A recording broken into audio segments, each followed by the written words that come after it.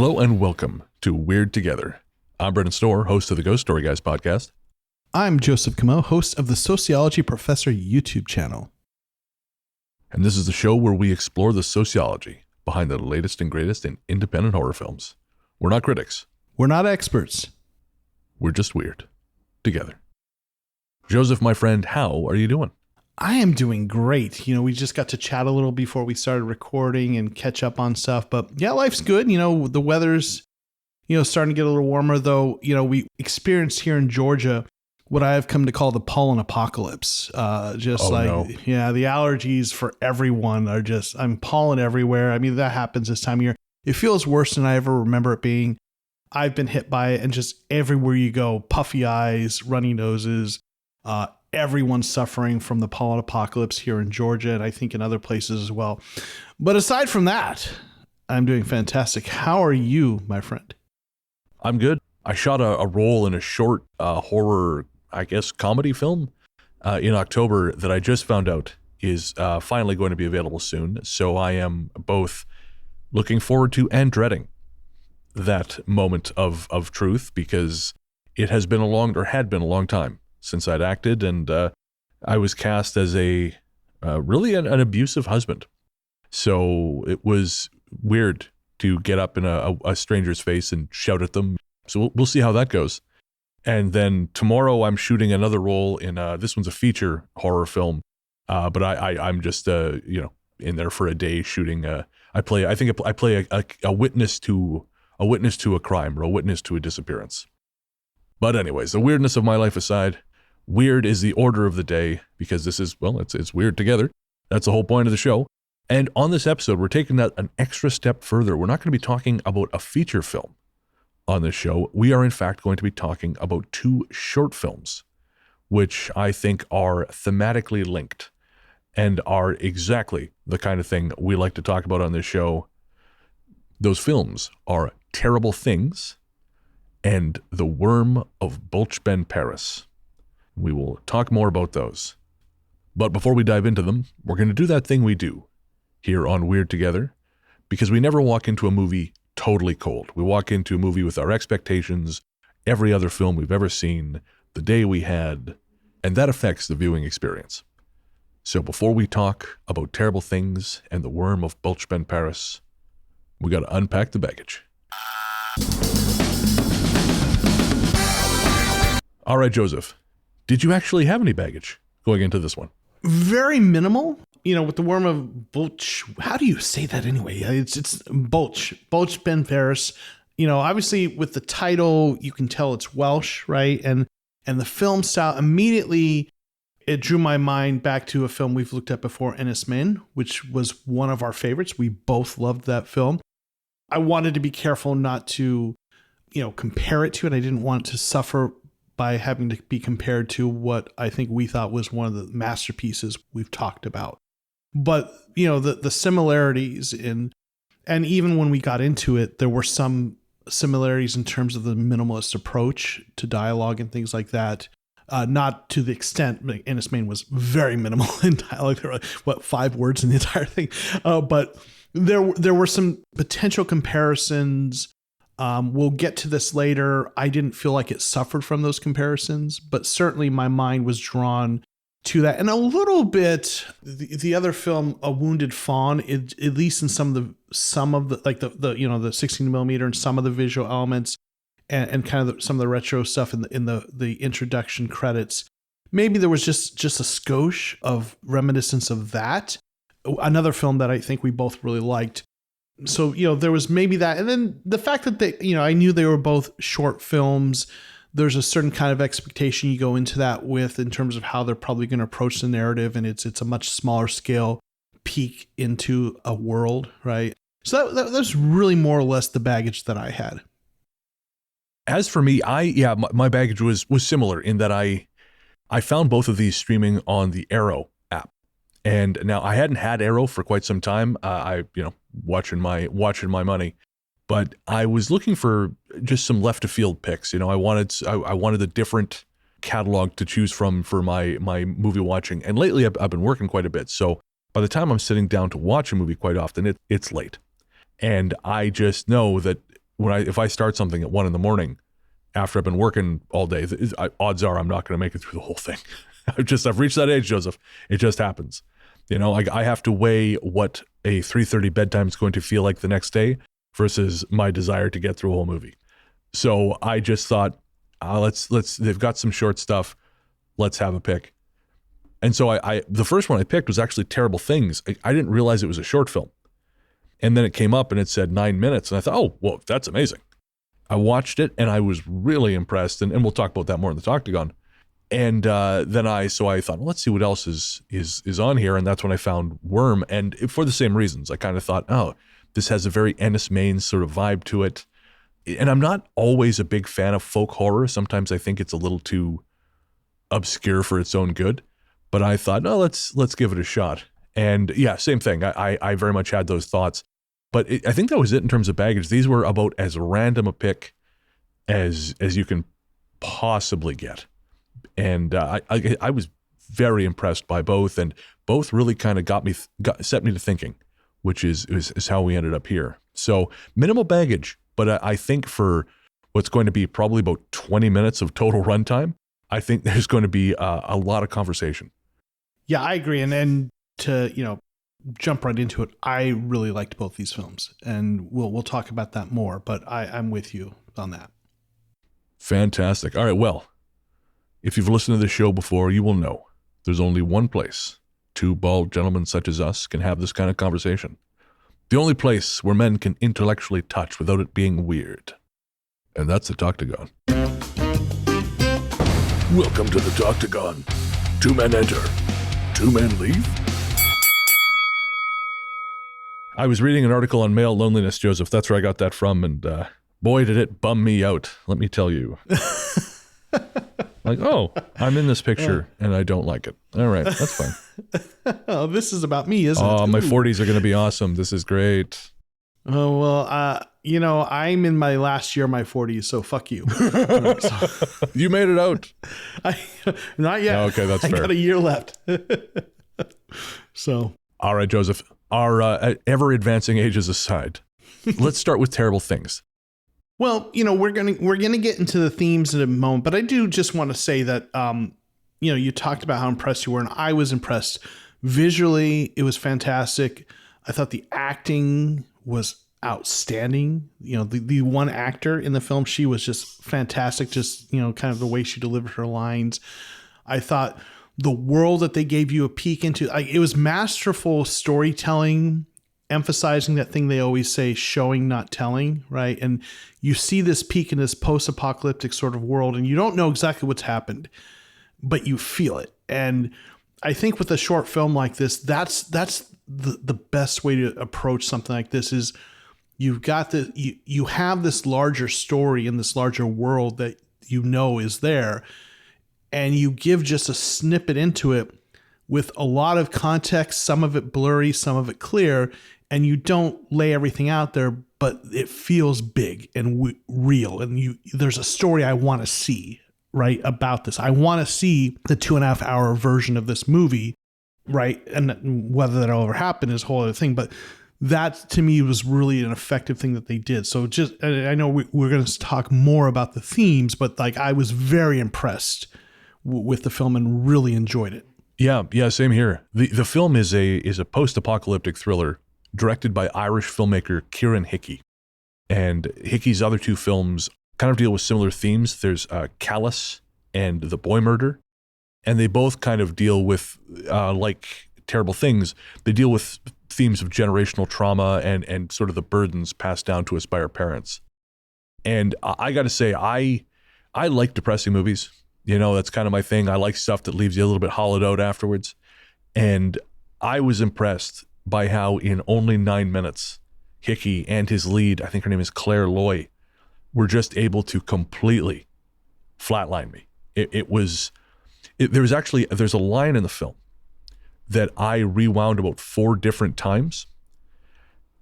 And I actually put it, I don't usually review movies on Letterboxd. I keep Letterboxd mostly for my own, just so I can keep track of the movies I've seen.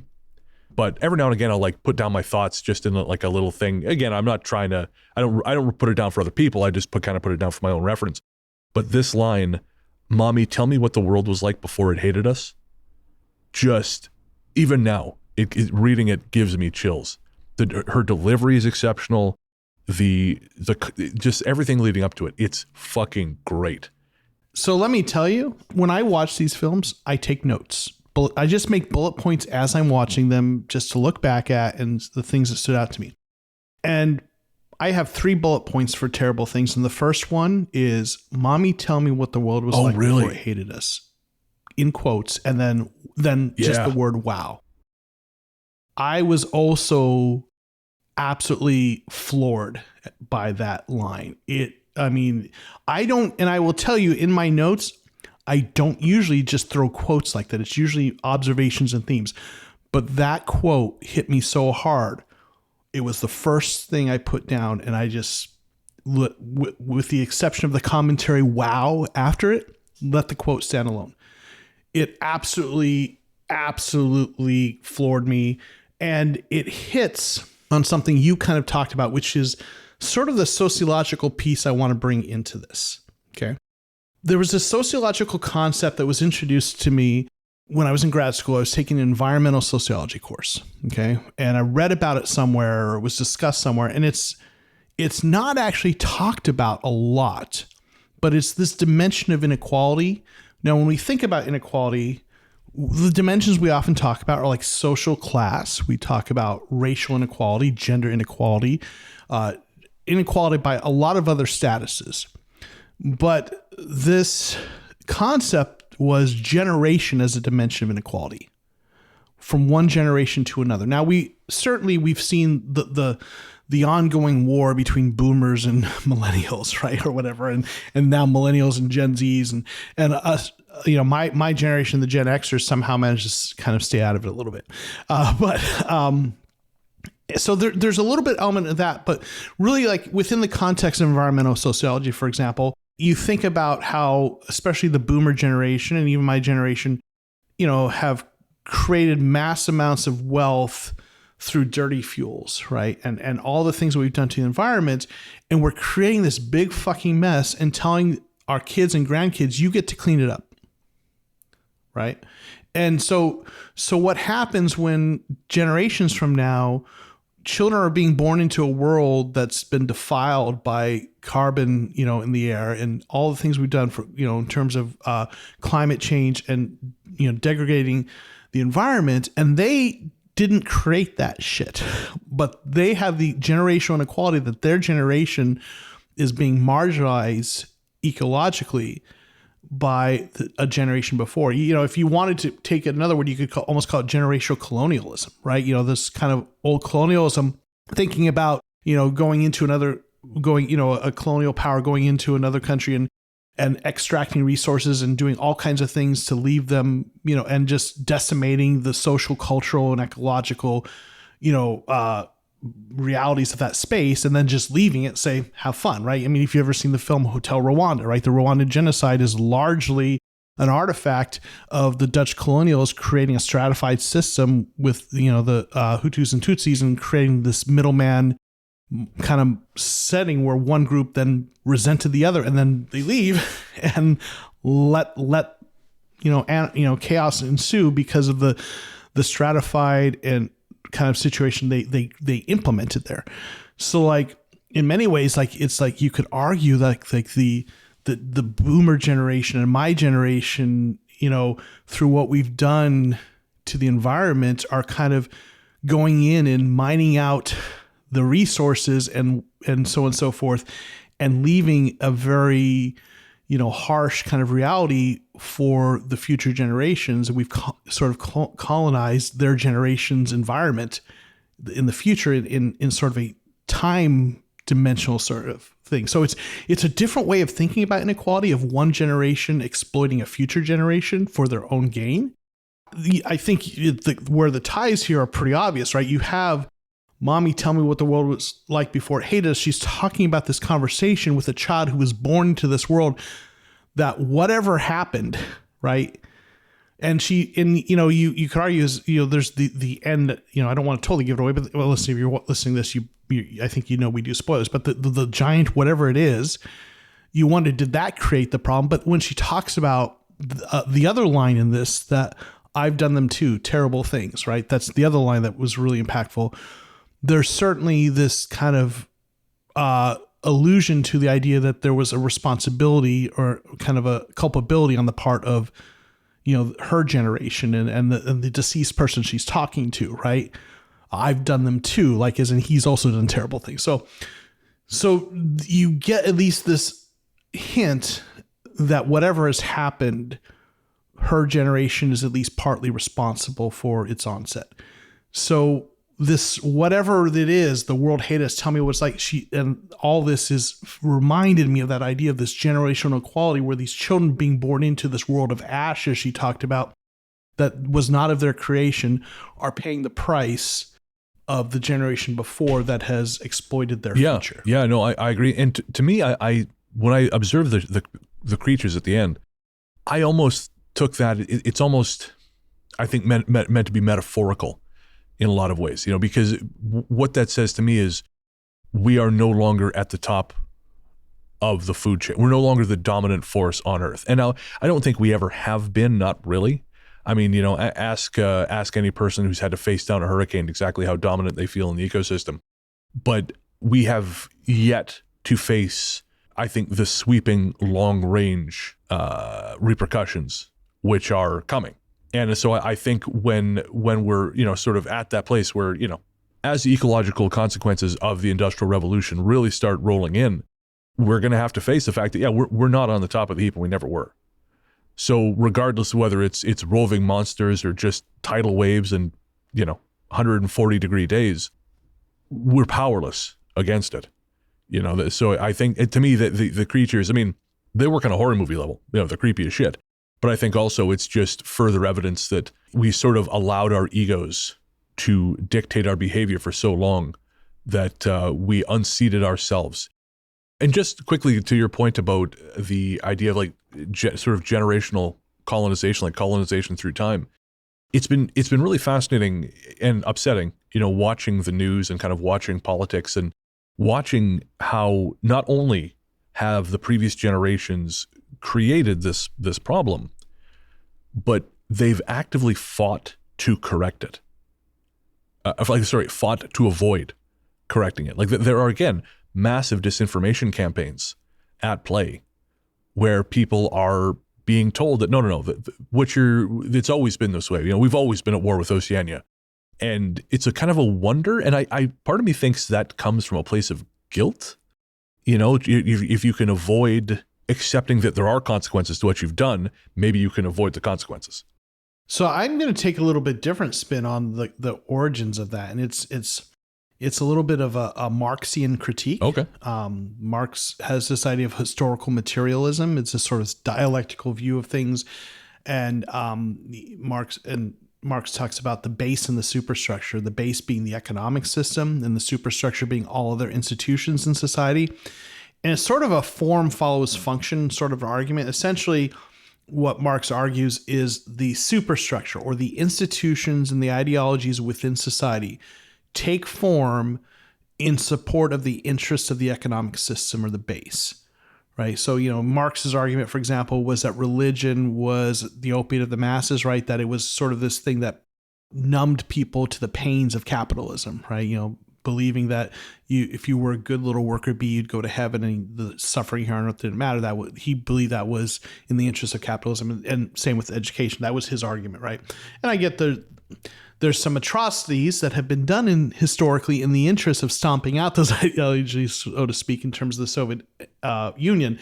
So certainly there's problematic things with that historically. But I think a lot of the attempts to deflect culpability and responsibility and avoid fixing things are much more rooted in the economic interest invested in the status quo. So much of our economic systems and industries, and think about how huge the oil industry is, and then the highway systems and the roads and everything built on fossil fuels and petroleum kinds of things and plastics. Just it is, to me, the resistance is much more rooted in that economic base, and then the values and beliefs and systems all kind of, coming to the defense of this economic system dependent on these dirty fuels. And I think that's a great lead into talking about the Wyrm of Bwlch Ben Barras, because that film, which is shot in Wales, in the Welsh language, directed by Craig Williams, that deals with this little village of Bwlch, where it seems like the villagers, most of them who are, I would say, elderly, seem to have to regularly sacrifice young men to the worm, to the monster in the mountain pass, in order to keep the darkness away. And as I understand it, reading a little bit about the lore of the film on the Film Wales website, it's sort of meant to refer to the dragon, the red dragon being one of the Welsh, like the Welsh heraldic symbol. But what I found really interesting watching it is that these old men find ways to justify what they're doing. They're literally sacrificing the young in the name of the future. But what is the future if not young people? And the entire car ride, because the film opens with a character getting a phone call saying it's happening again, we got to do it again. He picks up the other two gentlemen who are going to help him execute this. And then the whole way on the way to the house of the young man who they'll be sacrificing, they're justifying it to themselves. Well, he's not a great guy anyways. His mother will be relieved in the end because he's caused her a lot of trouble. He's garbage, so he deserves it. He's got it coming. And this is essentially, I think, exactly what you're talking about, this notion that we find excuses to continue doing the behaviors we've been doing, regardless of how damaging they are. And again, in the case of these people, it says it keeps happening. We keep having to do this more frequently, which suggests to me it's not fucking working. But you keep doing it because this is what we do. And it's easy, as you say, it's easier than changing. It's easier than examining what we've done and fixing it. And actually, in that way, I think Wyrm of Bwlch Ben Barras, it reminded me of The Wicker Man. I was thinking that same thing. Oh, interesting. Yeah, because obviously in The Wicker Man, they keep sacrificing people to keep the harvest going. But as the Edward Woodward's character, the policeman, tries to tell them, this place was an anomaly. It's always been an anomaly. The fact that you ever were able to grow things here was a fluke of nature. And now things are changing. No matter how many people you kill, it's going to keep changing. And what you had before will no longer be. But to them, they're like, well, no, we're going to keep feeding people into the wood chipper until the gods bless us again. And, it's that rejection of modernity, rejection of progress, which, I think we're seeing, which is kind of ironic because we're seeing it in a technological society. We're seeing the technology refute its own advancement. We want to retreat to a place of comfort, a place of sort of the old ways, but the old ways are not, they're not no more natural than the new ways. They're just the previous iteration. It's like the technology has gained some kind of terrible sentience and is desperately trying to keep itself alive. Just as an aside, another film we reviewed that is similar thematically is Dark Harvest. Oh, right? Of course. Yeah. With right. And where there was sort of this Dust Bowl sort of event that is sort of what they alluded to, that their sacrifices were intended to prevent. So that similar theme, Wicker Man, Dark Harvest, and the Wyrm of Bwlch, Ben Barras, all kind of have that sort of sacrificing to prevent something, right? And whether that something is truly inevitable or not, we don't know because we haven't tried not sacrificing. So absolutely. And I think it's interesting to have this conversation so soon after the solar eclipse. I when it happened here in London, Ontario, I viewed it from, there's a street not far from where I live that's pretty wide open. So I just parked my car. I sat in my trunk basically and kind of just watched. Obviously not directly at the sun because I'm not a fucking idiot, but I just kind of observed, and it was fascinating because I thought about as sunset came on at 3:30 p.m. essentially, and quickly, it was, even though I knew what was happening, I was still filled with a sense of awe and this sense of strangeness of something happening outside the natural order. There was a little bit of dread associated with it, even though I knew damn well what was happening and I knew this was just a normal thing and it's a really kind of a beautiful thing, and it was. But as I sat there in the darkness of totality, watching these bands of light look like they were skittering across the road, I thought, how terrifying must that have been to ancient people if they didn't understand these things? And if I, fully understanding it, you still feel some measure of this. Certainly you had all the stuff on social media about, people connecting it to the apocalypse and such. So, oh yeah, I mean, that wasn't affecting my experience of it. I'm not that online, but but I guess that's it. Like, there are people who genuinely, they thought, okay, well, this is the big one because something changed. This is the big one. And I guess maybe that you can point to that being the cause of some institutional inertia, because I think about that. I think about petroleum companies. I think about these people who are dragging their feet and trying to delay progress or curtail progress entirely. And I get annoyed because I think that you can make money doing the other thing. There's no reason to think you will not be able to profit from this just as much as you profited from petroleum. It's moronic. They've somehow managed to equate the notion of progress and energy with communism, socialism. I don't know, this idea that it would be free for everyone. It's never going to be fucking free for everyone. That's fine. I don't care. You want to charge me $40 a month to pay my fucking power bill? Fine. I'll do it. I'll pay it. Just stop choking the skies. There's a great book that I actually read in grad school by Thomas Friedman called Hot, Flat, and Crowded. Have you read this? I have not. What's it called? Hot, Flat, and Crowded.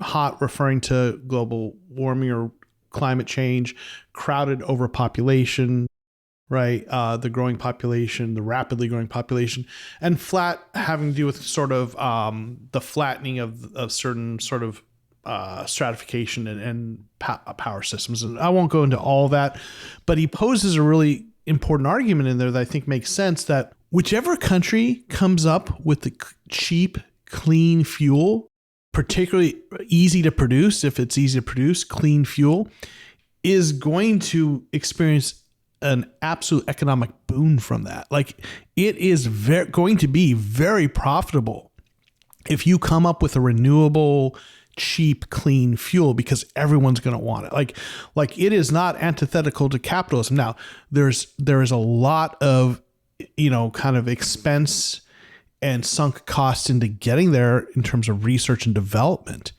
But like, he's basically, what the argument he poses with that is that so much of the framing of this debate is environment versus economic activity, right? That you have to, it's as though it's a zero sum game. You have to choose, do you want economic growth and prosperity, or do you want a clean environment? You can't have both. That's the way it's being framed by the people who are defending the old guard of dirty fuel. And Friedman argues, no, whoever figures this shit out is going to own the economy, right? So there's definitely something to that. It makes me crazy. I honestly, I think the environmental activists also bear some of the blame here, because I was thinking about this. I was out for a walk one day recently, and I thought, how much further along the path would we be if we characterized Mother Nature as Father Nature? Because you tell people, take care of your mother, they're not going to give a shit. Most of these assholes, they don't care. Oh, it's my mother. She's a disposable, whatever. I love her in the abstract when I'm talking about things that make that relevant, but I treat her like garbage, just as I treat most of the women in my life like garbage and chattel. But if we phrased it like, Daddy Nature, we got to stop messing with Daddy Nature, or he's going to put us over his knee and give us a whooping. These motherfuckers would be running into the arms of green fuel. And that's where we fucked up. I want to make sure we get this clear and you're on the record. What you say is what we need is more patriarchy, Brennan. Play to your strengths. No, this is using patriarchy against patriarchs. Oh, okay. Because again, the dipshits who are dragging their feet, if they thought that there was a good old trip to the woodshed waiting for them, if they kept driving their Humvees from Papa Earth, then they would stop right away. Because honestly, it's like, well, we need to protect Mother Nature. We need to protect the Earth. No. We need to protect ourselves. The Earth is going to be here long after the last one of us has finished drawing breath. The question is, how long is it going to put up with our shit? Yeah, Papa Earth's about to kick our ass, is what you're saying. That's it. Papa Earth's going to take us to the woodshed. If you said to these hillbilly assholes, and I don't mean that all of them are hillbillies. No, I mean that it's a hillbilly assholes, mentality. All of them are assholes. Yeah, it's a hillbilly mentality. Right. You know, it's just because I come from the mountains and we have lots of hillbilly mentality assholes there too. Again, it's all people all where, but it's ultimately I'm going to say it's an asshole mentality. But yeah, if you told these clowns, again, daddy's coming, because that's what gets them scared, because they had shitty dads. Right. That's what created their pathologies in the first place. Yeah, mom put up with their shit. Yeah. But the thing is, I think that's part of the problem. I think we framed it the wrong way, because it's allowed these idiots to dismiss the notion of environmentalism as somehow feminine, because they hate feminine things for whatever reason. And so I think if we had framed it as like, daddy's going to give us a whooping, they would be much more responsive. So let me support that point from a little bit of a different angle. Is, there is research that has demonstrated that if you want to solve problems that require cooperation, appealing to someone's better angels is not enough. And so the mother nature sort of thing argument, you kind of framed it in a gendered way, which I think there's something interesting to that. But there's also it is an argument based on, trying to persuade people to do the right thing out of good intentions. And while that will work for some people in some cases, there's research that demonstrates you also, to get people to cooperate in those kinds of situations, there needs to be a consequence, a sanction for non-cooperation. Like, whether we like it or not, it doesn't always feel good to, my progressive tendencies. People need to have natural consequences or some sort of consequences to non-compliance with things that are in the interest of good, or there's going to be the free rider thing. And I know that, there's a lot more you could say about that. And that gets into some dicey things, but some sort of consequence for not doing the right thing is necessary to get people to cooperate. And so the Papa Earth's going to kick your ass behind the woodshed, as much as we joke about that, if it was framed less as let's protect our environment and more as, if we don't want the environment to wash us away in a 3,000 foot tsunami, or to boil our blood in 400 degree temperatures, maybe we should be a little more careful. Yeah. I think it's about reaching people where they are, man. One of the things that drives me nuts is this argument that, again, these right-wing assholes have come up with where plants like carbon. They like CO2. That's better for plants. So it's actually more CO2, more plants. I wish someone would just say to these guys, hey, can I pour oil into your truck just forever? No. What happens? Your truck needs oil. So why can't I just keep pouring oil into your fucking truck? Yeah, it's going to be a bigger truck, right? Huh? More truck. Yeah, it's going to be a bigger truck, more oil, more. No, you dumb fuck. It's going to pop the gasket. It's going to blow the gasket. You're going to have to replace it. You're going to be leaking oil all over the place. I feel like if you couch it in a metaphor people understand, and not this wishy-washy new age bullshit that we've been obsessed with for the last, 30, 40 years, this sort of proto-hippie nonsense, yeah. I think that would reach people a lot more. Anyways, this is one of my soapboxes, and I don't get an opportunity to talk about it on another show. Let me give just one more example of the argument of how you frame something. Okay, a few years back, I was invited to give like just kind of a in-service training to some teachers at a school where I volunteer on a committee at the school where my children go, and my background in sociology, I have I've done things with diversity and equity and inclusion, and I was invited to give a session on to the teachers there on inclusive pedagogy. And so obviously that gets into, talking about diversity and its importance. And I understood that my audience is there as teachers in a K through 12 school is going to be ideologically mixed. Some will be already on board with the importance of diversity, and others are going to be kind of the anti-woke, whatever you want to call it, opposed to, that's a whole kind of obviously a polarizing thing in the United States in particular right now. But going into that, I understood that I needed to frame my argument to persuade both audiences that what I was talking about was important. So when I was setting this up, one of the things I did is I cited a bunch of research that shows that diversity is pragmatically beneficial. For example, research that has shown teams that have diverse membership make better choices and have better outcomes on the work they do because of the global perspectives of having people from different experiences being able to raise questions and challenge, kind of groupthink. So knowing that some of my audience might not be philosophically already on board with diversity is important just for the sake of equity, I also made an argument that guess what? Having your students comfortable with working and being comfortable, engaging with people from diverse backgrounds and having understanding of those things is going to be better for them in their future, right? Like I had to make that argument. And, in my world, I think from an equity perspective, diversity should stand on its own, but I also understand my audience isn't always going to view those things that way. So sometimes you just gotta, there's often multiple reasons to argue for a thing. And sometimes you have to frame those arguments knowing your audience. Yeah. And I think because again, ultimately the world is changing. You can't say, well, I want to have this comfortable for me, not me personally, but the person speaking like this. I want to just interact with people who speak the same language as me and who look exactly the same as me and have the same values as me. That's all I want to interact with, like it was in the 50s. Well, unfortunately, that was 75 fucking years ago. And that's not the world anymore. And it was bad back then.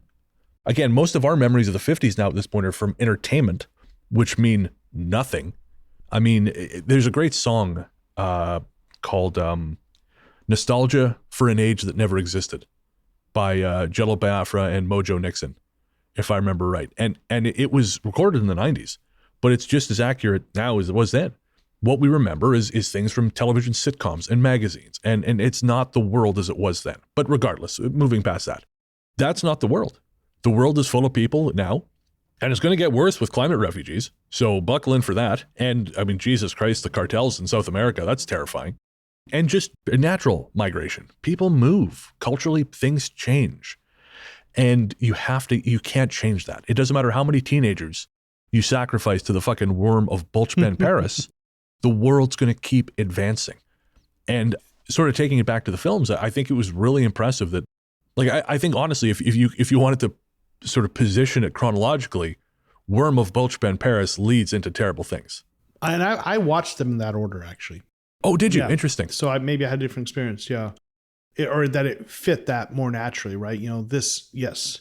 One was more present and the other was more future, right? Yeah. Yeah. So again, very, very effective films. And when I was thinking about it, I'm like, it's 2 short films are only going to be enough for an episode. But there just felt like there was so much under the surface that I felt like there was real conversations there. And I think, just because of the time limitations of the show, there are things we have to leave on the table. But I think there's even more to uncover under the hoods of those films. Yeah. Can I bring one more thing up? That it's a little bit different piece of this. It's a little more psychology than sociology, but there's still some social psychology, I guess, to it. I really found interesting, like in the Wyrm of Bwlch Barras, the 3 men that were, doing the sacrifice more or less, right? That had, kind of taken the young man out there. There was an interesting juxtaposition about their mindsets about it. And I thought, I think this was probably intentional because the 3 of them had very different approaches towards it.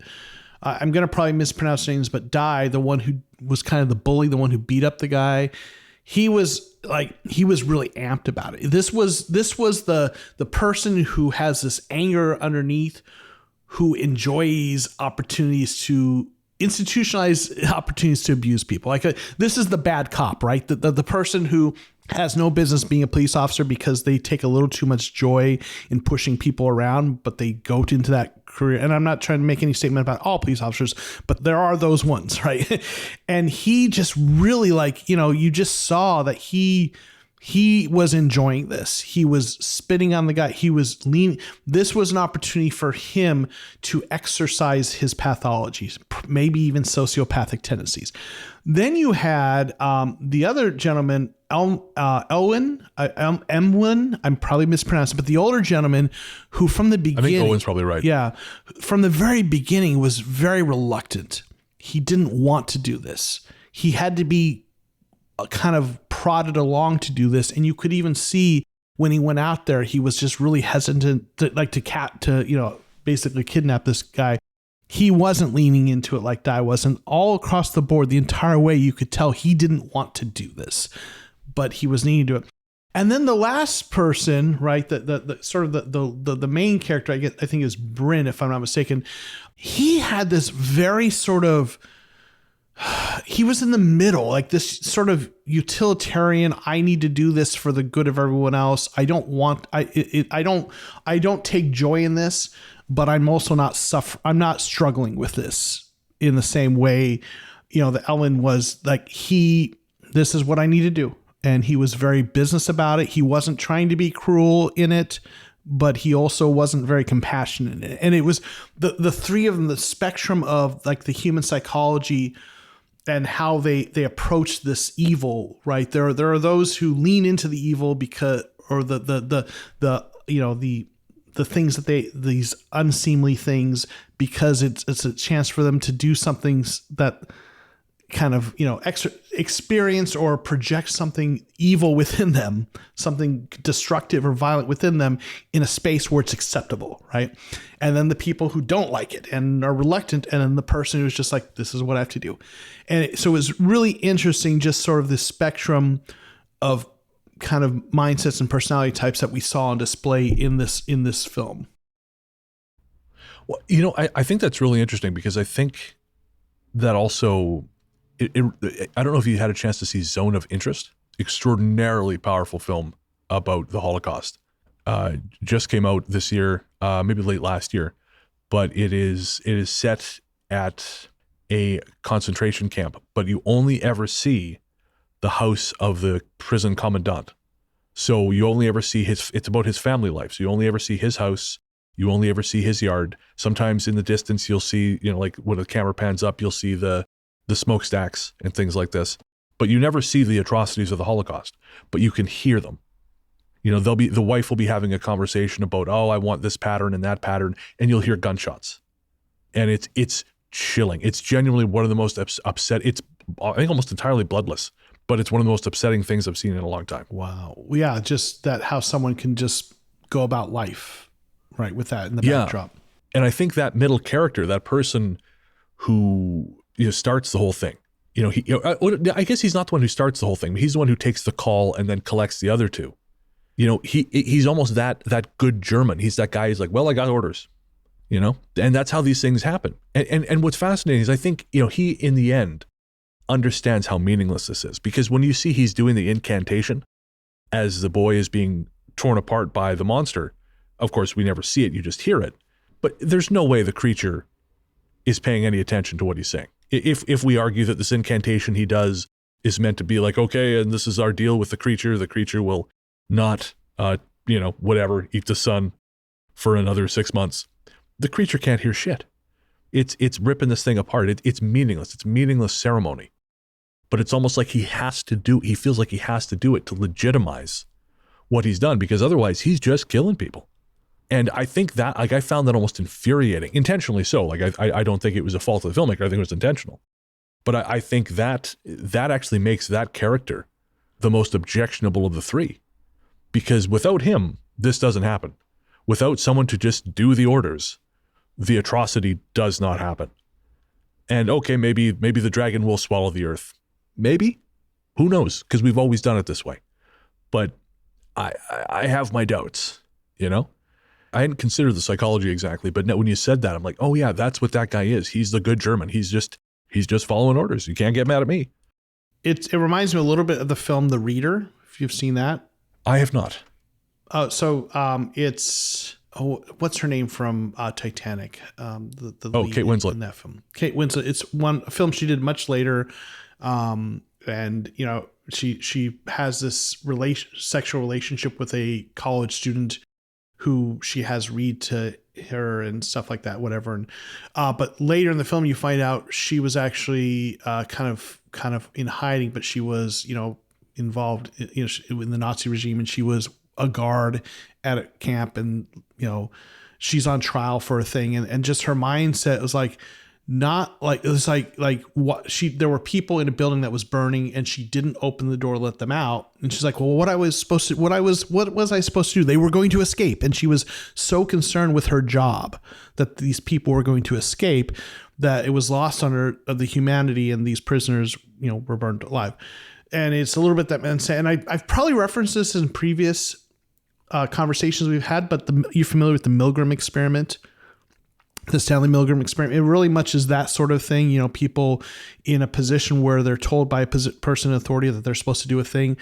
Many people will just do something really objectionable because they've sort of, you can argue the responsibility is in someone else. They view the responsibility to make the agency of decisions in someone else's hands. So, it's interesting that 2/3 of people in the Milgram experiment continue to administer the shocks, even when they thought they were hurting someone. So, yeah, that's interesting. What the old saying, if good people do nothing, that's evil enough, I think I'm paraphrasing it. So, yeah, all that is necessary for bad men to succeed is for good men to do nothing. There you go. That's much better than what I said. And to just put a button on that, I think there are people who just do things because they think that, well, there's some ultimate reward, like I'm going to be like, I don't know, somehow we'll be delivered. Somehow we're going to keep doing exactly the same thing, but it's going to change. And someone's going to, like, I know this reporter, I'm not going to say any more than that, but he's a fairly well-known reporter in Canada. On a personal level, I like him. I've met him, we've hung out a few times, not in a while now, but he's invited me over to meet his family. But I despise what he does publicly because he's one of these guys who's like, well, someone's going to develop a technology and we'll be fine. It's in regards to the carbon situation. And I just think it's such a poisonous mindset because that's the same as, well, God's going to come and take us all away, so it's going to be fine. We can treat the earth like crap. It's not a big deal. And I think where that leads us into terrible things. That is where that goes because nothing stops ever. It just keeps going. And maybe after we die, we do go on to some kind of reward. I hope so. I'm terrified of death. I don't want to go anywhere. There's a lot of family members I've lost I'd love to see again. But we have to deal with this world and the realities in front of us. And if we don't, then we're there in the apocalypse while, monstrous striders own the landscape and we're left talking to the dead about the things we used to have. And that's my TED Talk for today. So inspirational. So right? motivational. Right. Brent's mad. I haven't had breakfast. Maybe that's it. That's probably it, yeah. All right, Joseph. Any final thoughts on Terrible Things or The Wyrm of Bwlch, Ben Barras? I think we've hit on the themes I wanted to get into just in general. Just really liked both these, just aesthetically. Like that, I talked a little bit about that with Terrible Things, but the Wyrm of Bwlch and Barras, like the intro, the music, the vibe, the Welsh countryside, the old buildings, the acting on both of these was fantastic and subtle. The dialogue was minimalist. They did just a fantastic job of just creating this just snapshot of a story where you felt the bigger context without it being unpacked for you. I thoroughly enjoyed both of these about as much as I've enjoyed anything we've looked at. Me too. I'm enormously gratified to hear that as well. Cause sometimes, Bren recommends a movie and it's, sometimes it's, yeah, exactly. Sometimes it's a wounded fawn and sometimes it's demonic. All right. No, I can't say it any better than that. I love both films. Again, you can see them both streaming on the Arrow app. Arrow's cheap. It's like $5 a month, or you can sign up for a 2-week trial and then cancel it if you really want to. But I do recommend watching these films, and hopefully these guys get to make more things and maybe on a bigger scale if that's what they want to do. I mean, some people just want to make shorts, but hopefully someone gives these guys an opportunity to exercise their vision on a larger canvas, because I'd be very, very eager to see what that looks like. You and me both. All right. So, Joseph, my friend, where can everyone find you online?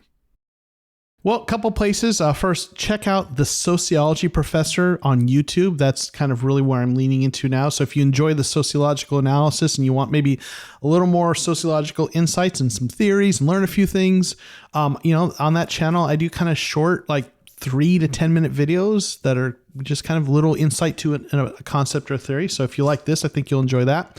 And you'll find me on Twitter at JoKomo13, JoKomo13 on Twitter. All right, I am Largely the Truth on Instagram, Threads, Blue Sky, and Letterboxd. You can also find my other show, The Ghost Story Guys, co-hosted with Paul Bestel of Mysteries and Monsters, everywhere fine podcasts live. All music on the show is composed and performed by The Revenants. Our theme song is Rest in Peace, also by The Revenants, from their album Music from Big Beige. Find more from The Revenants at therevenants1.bandcamp.com or by searching for The Revenants everywhere you stream your music. They are streaming courtesy of Night Harvest Recordings. That is the Ghost Story Guys house label. As always, thank you for joining us, folks. And until next time, remember, we're weird. And you're weird. So why not be weird together?